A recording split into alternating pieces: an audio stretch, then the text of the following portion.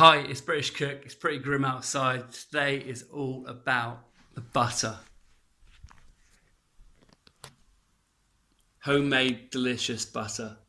Now, this butter is a million miles away from anything you'll buy in a shop. Anything's been highly processed or had flavourings and all sorts of additives added to it. It's literally how it used to be made, just in a quicker fashion, that's all. Okay, to change cream into butter, we need a bit of movement and a little bit of friction. So you've got a few different options. There's a food processor. One of these big whiskey things, I can't think of what the name it's called at all. Or if you really want to, you could use one of these. Just bear in mind, you don't want to be sticking your fingers in there trying to pull butter out. It's a real pain, to be fair. Or if like the old-fashioned route and you've got a bit of time, you can even do it with this. All you need is consistent movement and friction. Today I'm going to be using this one because I am quite lazy. This one tends to splash things everywhere, this one doesn't. You need any kind of cream that is over or around about 40% fat content. The higher the fat content, the more butter you're going to get out of it. It doesn't matter if it's supermarket cream or if it's raw cream, unpasteurised or pasteurised, you'll still get the same result. You'll get butter and buttermilk. Doesn't take very long really.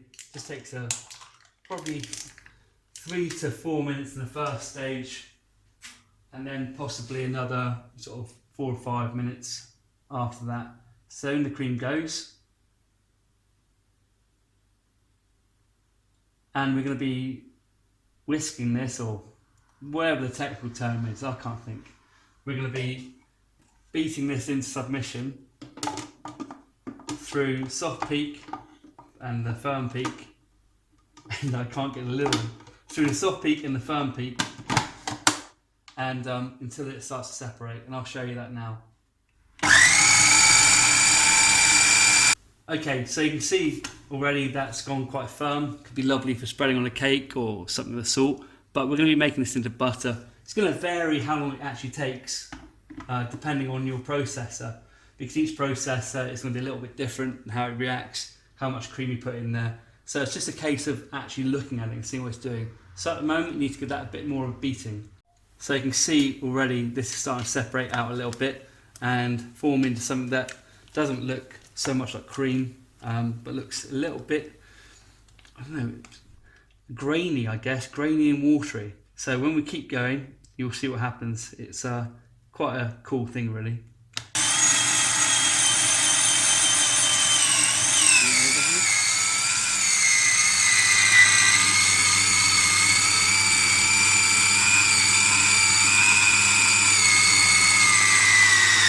How cool is this? You can see now, after a few more seconds, literally, it started to change into what I recognise as something buttery looking and what looks like buttermilk.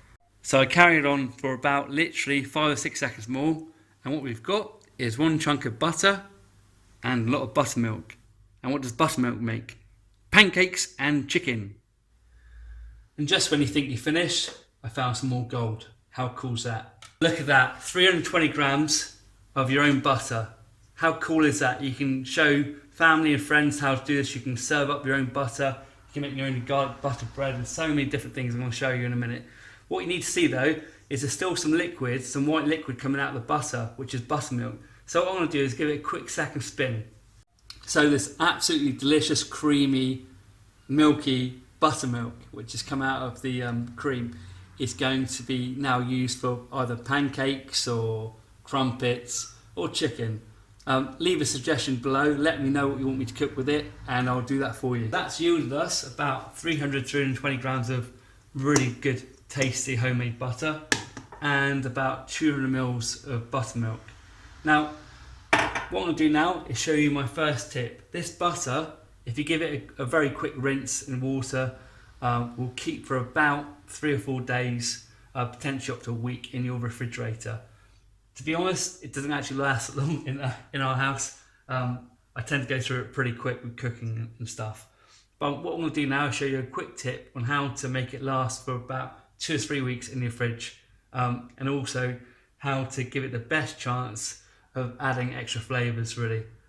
So you heard me say that the butter will keep for a few days in the fridge like this. My top tip number 1, to make your butter last a lot longer, give it a rinse. What we're trying to do is separate any fat from any buttermilk from the fat. So if you get some cold water, ice water is perfect. I'm using very cold tap water here, and just pour that on the butter. You'll see straight away the water starts to change colour a little bit. And what we're doing is literally just gently pressing the butter, and you see the water changing colour. And what we're doing with that is we're just getting rid of any sort of buttermilk that's left in the butter. And what that will do is allow you to keep your butter for much, much longer. As I said, it doesn't last very long in my house at all. I'm just going to pour some more water on there again, some nice cold water. Straight away you can see it's much clearer than it was before. And just give that one more small massage, rub, move it around. It's just trying to get rid of the last of the buttermilk in there. It's quite therapeutic actually. Okay, so we separate the two. My buttermilk, I'm going to put a lid on it and freeze it. Because you can freeze it, it keeps for quite a while in the freezer. So out that goes. Okay, so this is where things start getting really interesting. The butter you just made, you can mix with so many different things and give it different flavours. You can mix it with truffle salt. That's black truffle salt there. You can mix it with paprika. This is just a Spanish smoked paprika, a mild one. You can mix it with paprika and a bit of pimento. Not actually too sure what that is, but it's amazing. It's in French as well, so I can't really tell you what it is. You can mix it with rosemary and thyme. So get yourself some fresh rosemary and thyme. Just chuck that in a blender with the butter. Or you can mix it with the old classic, which is garlic and parsley. And I'm dropping it, which is great. But mix it with garlic and parsley, it's a classic. So what I'm going to do is do a few of those now and show you how they look. So by really quickly blending that butter with a little bit of herbs or whatever you fancy, and this really is down to you how much you want to put in, you've got a lovely, delicious rosemary and thyme butter there. I wish you could smell that. That is really, really good. So I blended the butter, and what I'm doing with mine is I'm going to be popping mine into ice cube trays. What you can do then, if you're cooking a steak or cooking something you want to put a bit of flavour into, take them out of the freezer and just chuck them in. Okay, smoked paprika butter. The list pretty much goes on. You can do whatever you want with it. Let me know in the comments what you've tried and what you've done.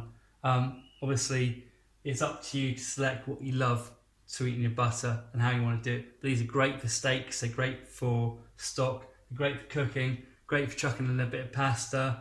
They're just really, really useful and such a good way to use your tasty homemade butter. Just remember, if you don't like getting your hands in things and don't like touching them particularly, I know butter can feel strange to some people, just pop a pair of gloves on. So this next section, I'm going to call tip number 2. There's lots of different things in it, but what I'm going to be doing is just showing you a few different things you can do with butter as an idea. So you see I'm making quite a big mess of this on the sheet. What I'm going to do is, once I clean my hands off, roll it. If you want to add salt to your butter, the best time to do that, to make your butter salted, is once you've rinsed it. I wouldn't add very much salt, to be honest with you. It's literally 1/4 of a teaspoon or so of table salt. I use table salt because again it mixes quite nicely, it mixes quite easily. You can use whatever sort of salt you do want to use. I find personally with some of the large salts, it's a little bit, you either get no salt or you get lots of salt. And if that's what you like, that's fantastic. Or if you use it for cooking, that's great. So I'm going to show you a little trick here, which I do. Literally, just flatten that out a little bit.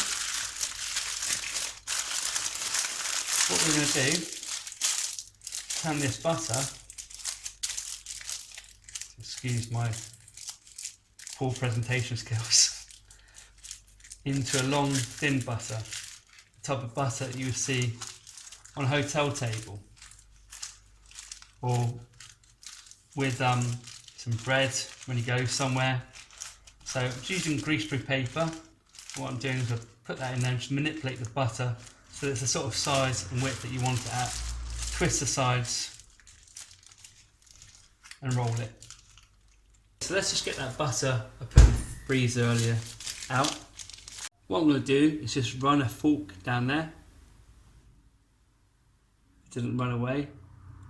To give it a little bit of texture and that sort of artisan type of look. Anyone can do this, and to be honest with you, your rolling is probably better than mine is, so you can probably make something a little bit more symmetrical. Pop that over there, and then knife, chop the messy bit off in the end. What you've got then is this lovely little small piece of butter, nicely finished off, that you can use on a plate or however you want, or even just pop them into garlic bread at that size. Excuse the coffee, it's there because it's getting pretty grim outside, pretty dark like it does, and with the spotlights on it reflects ridiculously on this point and makes this all look like glass. So what I've done is I put the butter into a dish that's left over, and I went over it with one of these, some people call them fish slices, some people call them different things, so I just skimmed it all off. And what we'll do now, this final option on the butter, is just go along it with a fork.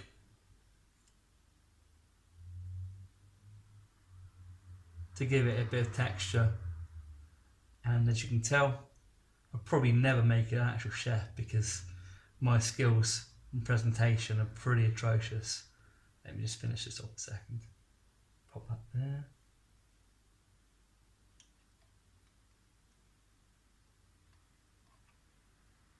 Okay, that'll do. So you get the general gist of it. You can make a nice textures pattern and then present that on a plate. Delicious, buttery goodness. You really can't get better than that. Make it, try it, let me know how it goes. Subscribe to see more videos. I'm just about to try this out with a cheeky bit beef stew recipe coming very soon. Lovely jubbly.